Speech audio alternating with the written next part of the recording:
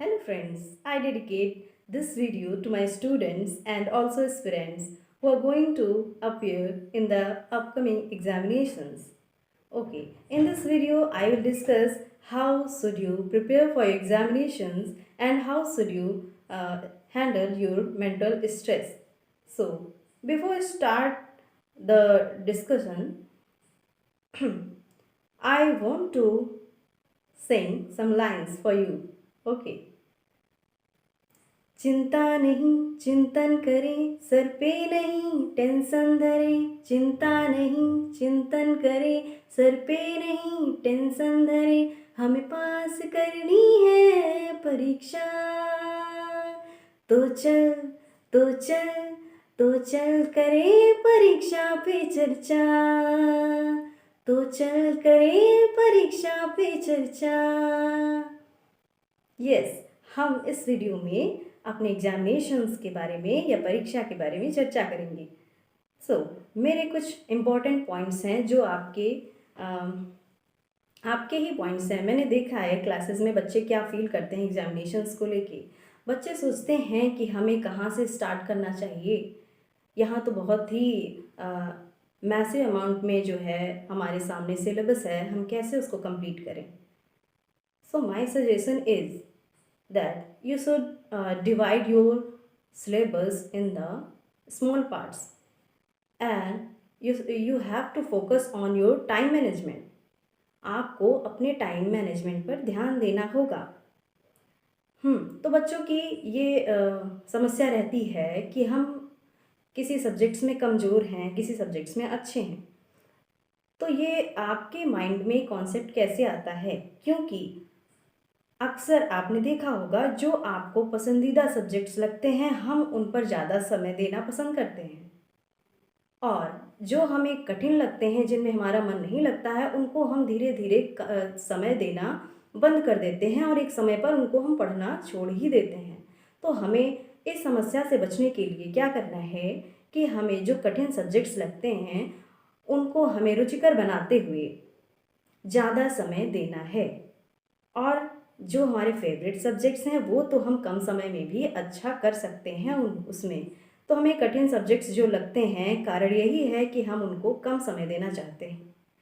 अगर हम उसकी मात्रा को बढ़ाते जाएंगे, समय की मात्रा को बढ़ाते जाएंगे उन सब्जेक्ट्स को पढ़ने में, तो हमारा धीरे धीरे इंटरेस्ट बढ़ने लगेगा, क्योंकि हमारा उस सब्जेक्ट्स में कॉन्फिडेंस बढ़ जाएगा। फिर नेक्स्ट क्वेश्चन था बच्चों का कि पढ़ाई कहाँ से स्टार्ट करें। पढ़ाई कहाँ से स्टार्ट करें, तो हमें पहले ये देखना है कि हमें तो बच्चों का क्वेश्चन रहता है पढ़ाई कहाँ से स्टार्ट करें, और जो है हम कंफ्यूज हो जाते हैं कि हम सब भूल चुके हैं, जो भी हमने साल भर पढ़ा है वो हम भूल चुके हैं। ऐसा क्यों?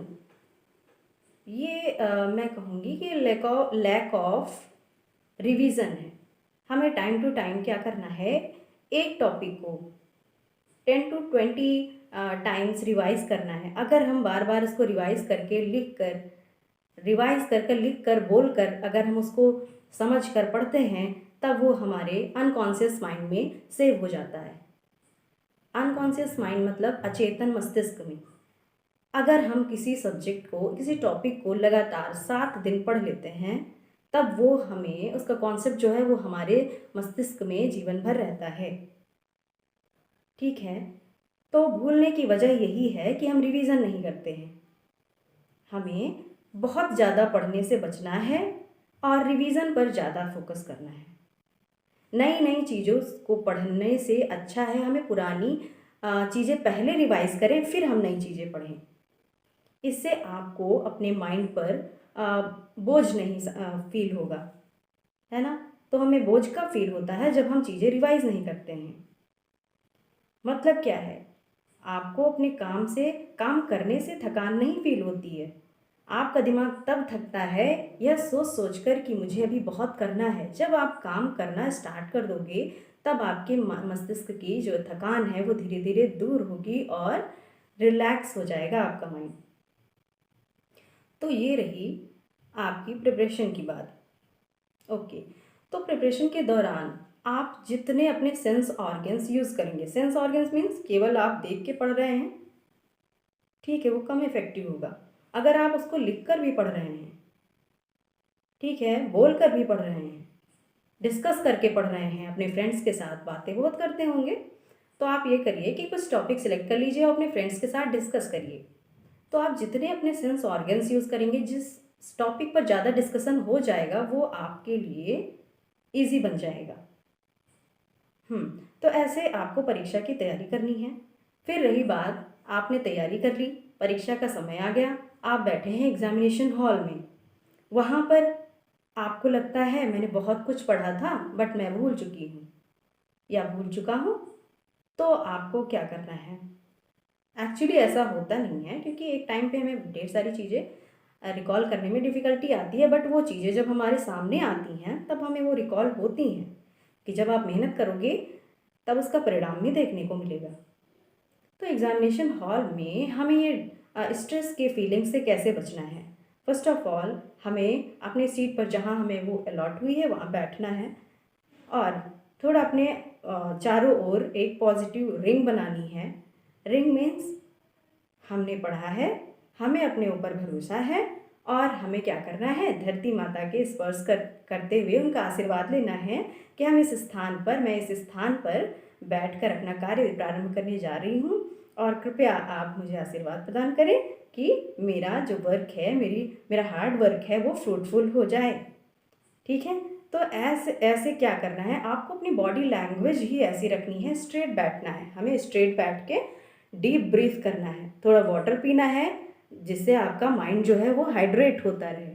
ठीक है, पानी पी के बैठना है, और हमें डीप ब्रीथ लेना है, लंबी सांसें लेना है, और अपनी बॉडी लैंग्वेज को ऐसे रखना है, बिल्कुल स्ट्रेट है ना। इससे हमें क्या होता है, हमारे अंदर कॉन्फिडेंस आता है, पॉजिटिव हार्मोन्स रिलीज होते हैं। ठीक है, ये एक इम्पॉर्टेंट बात है। किसी भी एग्जामिनेशन में आप बैठें, अपनी बॉडी लैंग्वेज को ही 5 मिनट दे दें, तो इससे आपके अंदर पॉजिटिव हार्मोन्स आते हैं और आपका नज़रिया जो है वो सकारात्मक सकारात्मक होता है। जब हम स्ट्रेस लेस हो जाते हैं तब हम अपने काम को अच्छा कर पाते हैं, हमारा परफॉर्मेंस बेस्ट होता है। तो रही बात मैं कुछ पॉइंट्स जो है पेरेंट्स के लिए भी बोलूँगी, बच्चों के जो पेरेंट्स हैं, क्योंकि बच्चे स्कूल जाते हैं, वहाँ टीचर्स अपना काम करते हैं, पढ़ाते हैं। आपकी भी ड्यूटी है कि आप जो है अपने सोशल स्टेटस को देखते हुए बच्चों पर प्रेशर ना डालिए, मार्क्स का प्रेशर ना डालिए। और बच्चों से भी ये अनुरोध है कि वो मार्क्स के बेसिस पे या किसी से कंपैरिजन करते हुए अपनी तैयारी ना करें। हाँ, ऐसा भी नहीं है कि आपको लो मार्क्स लाने हैं, बल्कि हमें अपने अपने ऊपर, अपने अंदर हीन भावना नहीं लानी है कि मैं नहीं कर सकता हूँ, या मैं एवरेज हूँ, या मैं बेस्ट हूँ, या मैं बिलो एवरेज हूँ। अपने आप को लिमिटेशन में नहीं बांधना है ना। हाँ, बिल्कुल अपनी कैपेसिटी को पहचानिए, अपनी क्षमता को पहचानिए और उसके अकॉर्डिंग काम कीजिए। ठीक है, और रही बात टाइम मैनेजमेंट की, आप लोगों की सबकी समस्या होती है टाइम मैनेजमेंट की। तो अगर हमें टाइम मैनेजमेंट सीखना है तो हमें क्या करना होगा, हमें डेली लाइफ में ही एक सबसे बेस्ट एग्जाम्पल दिखाई देता है, देखने को मिलता है, हमारी मदर, हमारी माँ। ठीक है, उनका आप टाइम मैनेजमेंट देखते हो, अगर उनका टाइम मैनेजमेंट बिगड़ जाए तो आपको आपकी चीज़ें प्रॉपर वे में मिलेंगी, आपको लंच मिलेगा, आपको ब्रेकफास्ट मिलेगा, आपको डिनर मिलेगा। अगर वो अपना टाइम मैनेजमेंट करना भूल जाएं, तो जब आपकी माँ आपके लिए करती है, पूरे परिवार के लिए करती है, क्या करती है, काम करती है, और वो भी टाइम मैनेज करते हुए, तो हम केवल अपनी पढ़ाई के लिए क्या टाइम मैनेज नहीं कर सकते हैं? बिल्कुल कर सकते हैं। तो हमें क्या करना है, अपना शेड्यूल तैयार करना है ना, और अपना टाइम मैनेज करना है कि जो हमें कठिन सब्जेक्ट्स लगते हैं उनको हम थोड़ा ज़्यादा समय देंगे, उन पर हम ज़्यादा प्रैक्टिस करेंगे, और जो हमारी फेवरेट सब्जेक्ट्स हैं उनको भी थोड़ा थोड़ा हम समय डेली देते रहेंगे। हमें लगातार अपने टाइम टेबल पर वर्क करना है। अगर एक हफ्ते तक आप अपना टाइम टेबल फॉलो कर लेते हैं, उसके बाद ना आपके अंदर हैबिट आ जाएगी।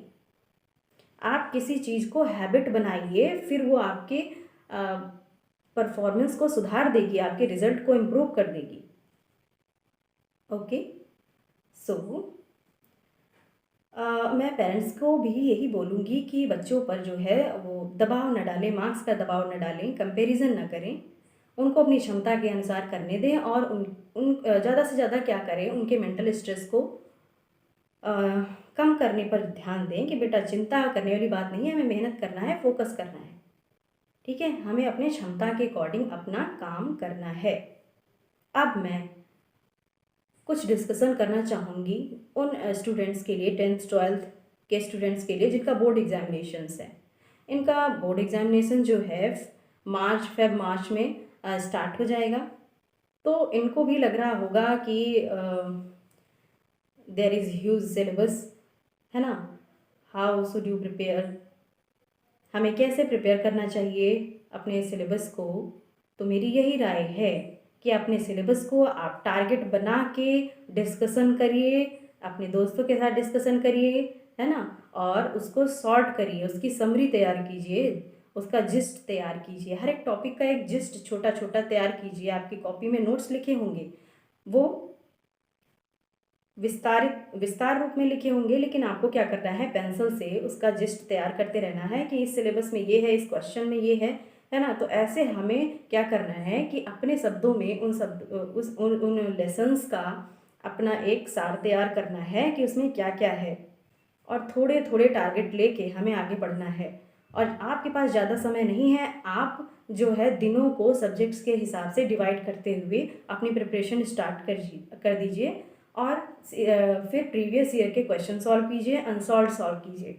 उससे आपको सही डायरेक्शन मिलेगी और फोकस होके अपना काम कीजिए। किसी के अकॉर्डिंग काम हमें नहीं करना है, हमें अपने अकॉर्डिंग काम करना है ना? किसी के एक्सपेक्टेशंस के अकॉर्डिंग हमें काम नहीं करना होता है, हमें अपनी कैपेसिटीज़ को जानते हुए, अपनी इंटरेस्ट को जानते हुए काम करना होता है। हमें हमेशा अपने टारगेट पर ही फोकस करना होता है, कोई भी काम कर रहे हों हम। हमारा पूरा ध्यान यही लगा होना चाहिए कि हम ये काम ख़त्म करके हमें ये वाला टॉपिक फिनिश करना है ना? कोई पर्टिकुलर टाइम नहीं, हमारे माइंड में हमेशा, अगर हम स्टूडेंट्स हैं तो हमारे माइंड में हमेशा अपने टॉपिक्स के बारे में बातें आनी चाहिए, है ना? या हमें कैसे किस टॉपिक को तैयार करना है, कितना पढ़ना है, यही हमारे माइंड्स में चलनी चाहिए, ना कि नेगेटिव चीज़ें। क्योंकि आपने देखा होगा अभी, हाँ, जब क्रिकेट मैच होता है तब जनता होती है स्टेडियम में, हम्म, वो चिल्लाती है सिक्सर लगाइए, है ना, चौका लगाइए, छक्का लगाइए। तो क्या जो बॉलर है या जो बैट्समैन है वो ऑडियंस के अकॉर्डिंग या जो भी देखने जाते हैं उनके अकॉर्डिंग अपना काम करती है? नहीं, उसका फोकस अपने बॉल पर या अपने बैट पर, अपने निशाने पर रहता है। तो हमें भी क्या करना है, दूसरों की आलोचनाओं को नज़रअंदाज करते हुए हमें अपने ऊपर विश्वास करना है। और एग्जामिनेशन हॉल में जाते टाइम हमें कॉन्फिडेंस होना चाहिए कि हाँ, हमने सारा सिलेबस कवर कर लिया है। और मेन बात ये है कि आजकल के बच्चों का स्क्रीन टाइमिंग ज़्यादा हो रहा है मोबाइल पर। आप स्कूल आते हो, पढ़ाई करते हो, आपका माइंड थक जाता है, घर जाइए, रिलैक्स कीजिए, फिर उन टॉपिक्स को रिवाइज कीजिए, ना कि मोबाइल में ज़्यादा टाइम स्पेंड करें। इससे आपकी मेंटल कैपेसिटी डिक्रीज होने लगती है धीरे धीरे। तो अपने मेंटल वेलनेस का भी ध्यान दीजिए, मेंटल वेलनेस का भी ध्यान दीजिए। जब आपका मस्तिष्क स्वस्थ रहेगा, शरीर स्वस्थ रहेगा, तभी आप जो है अपने लक्ष्य को पूरा करने में सक्षम हो पाएंगे। सो हमें क्या करना है, हमें हेल्दी फूड खाना है और अच्छी पॉजिटिव बातें सोचनी है। नेगेटिविटी अपने माइंड में नहीं लाएंगे क्योंकि ये आपके लिए हानिकारक है। सबके बारे में अच्छा सोचिए, तभी आपका भी शुभ होगा, अच्छा होगा। इन्हीं बातों के साथ मैं इस वीडियो का समापन करती हूँ। Thank you.